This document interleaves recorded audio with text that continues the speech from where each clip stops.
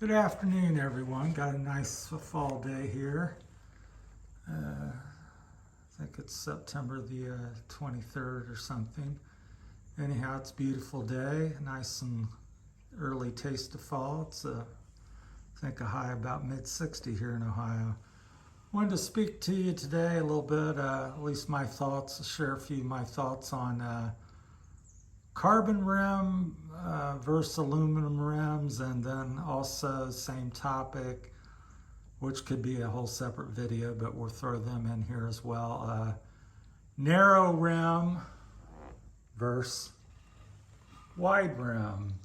So first we'll talk a little bit about some things that my viewpoints or things I've learned in my 35, 40 years of cycling.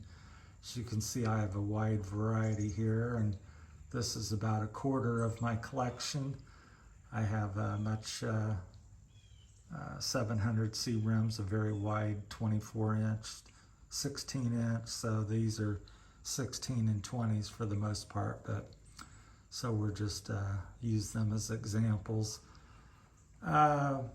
Carbon, what I find some of the pros about the carbon is, one, it's generally lightweight in comparison to aluminum, not always, but most of the time.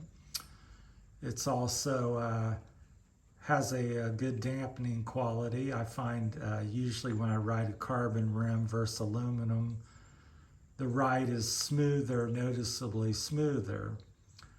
Again, maybe not always, but most of the time. So that's some of the benefits, is the lightweight. It's also a rigid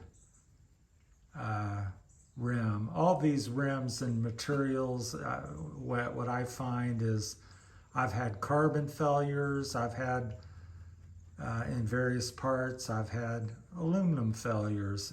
No part is indestructible and can be built poorly or in a good way. So, but generally speaking, carbon rims are lightweight, fairly strong,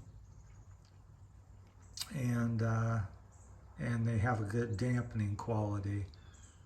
Some of the negatives are if you have a hard impact or something, they can be damaged beyond repair and not safe to ride. Much aluminum will dent and bend before it usually breaks in half. Carbon usually will just snap in half on you if it's been damaged.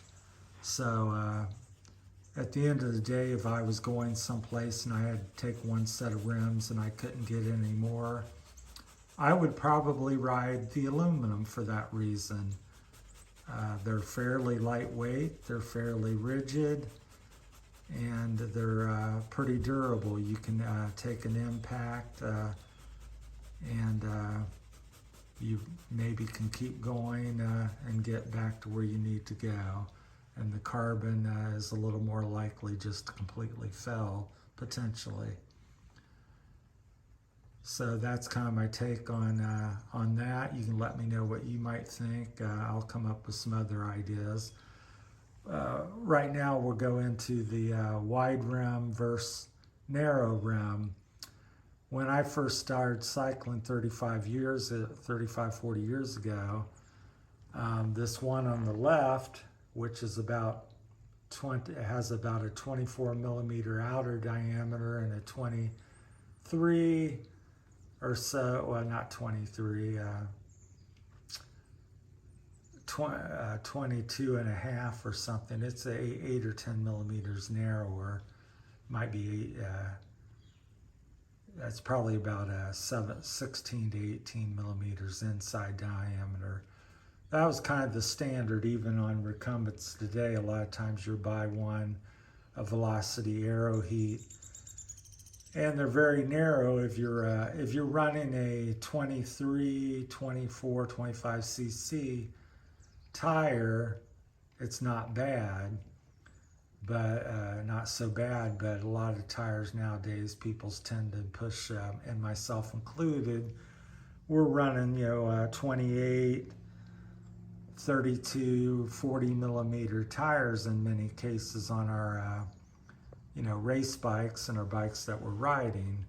And the reason we're doing that, or people gravitating towards that, is it's much more comfortable, and we're finding that it's our speed is also increasing due to rolling resistance and comfort, because next to what people used to believe is you'd have like a 19 millimeter, 22 millimeter tire, and you'd pump it up to 120, 160 pounds, and you would go riding. Well, that kind of beats you to death, and bounces over things, rough pavement. If it's not just glass smooth, it increases your rolling resistance, and that doesn't increase it. It does increase it. It doesn't decrease it. So we found over the last 10-15 years, most of the population and cyclists has gravitated towards wider tires, lower pressure, and that's a personal thing. How low do you want to go? And then something I've been pushing for the last 10-15 years is wider rims with wider tires, because a wider rim helps support the tire and keeps it makes it more stable, and gives you a broader contact patch, more grip, just better handling. It's kind of like if you look at your cars nowadays and stuff, you look at a Corvette, well, it might have a 12-inch rim and a 12-inch tire or something like that on it. So the rims and tires pretty much match. But in cycling for many years, you'd have this 24 millimeter wide outside diameter rim, and I've even seen people use that on a mountain bike with a 2-inch tire. Well, if your tire's at 30, 40, 60 psi, well, it rolls all over the place when you hit bumps or trying to corner with it. So a wider rim and tire that kind of match each other supports the tire, and it's a good match. They wouldn't even sell you that if it was a car. So this is a Chinese carbon rim on the left, and like I said, it's about 24 millimeters on the outside. This is one of my newer aluminum rims. It's 16-inch, and it has a 37 millimeter outside diameter, so you can see. And then this one here in the middle is it's a 20-inch, and it has a 30 millimeter outside diameter. And this one here is aluminum BMX rim, and it has a 41 millimeter. So I tend to run that like anything over 40 millimeter tire, I'll put on that. And you can put a 2 or 3, easy a 2.5-inch tire on it. I find it works best for around a couple inches, a little bit either side of that. Really supports it. Here on the far right, I have a single wall fat bike rim, and I've ran, the biggest I've ran on that is 3-inch tires. It's 50 millimeters, so that would be about a 75 millimeter tire. And all these wider rims, you will also find that they make whatever tire you have appear wider. I don't know if I can show you real quick over here, which I've showed before. Let me grab another. Pardon all the mess and all the tools here, but here's an example of that. These are the exact same tire on different rims. The tire on the left is mounted to a carbon fiber 24 millimeter wide rim. The tire on the right, these are Green Speed Scorchers, identical tires.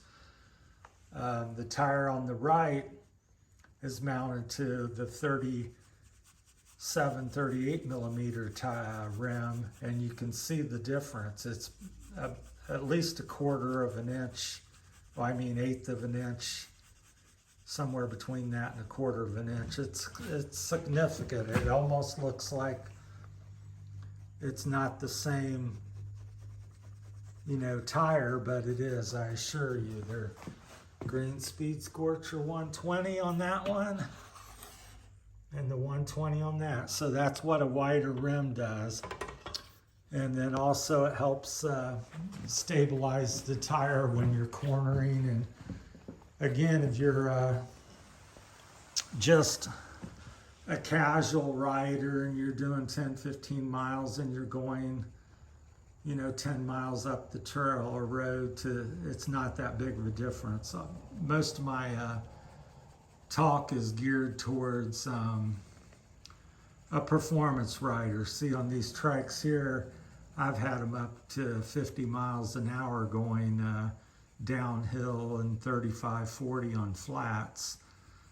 And I corner with them quite aggressively, 15 to 30 miles an hour.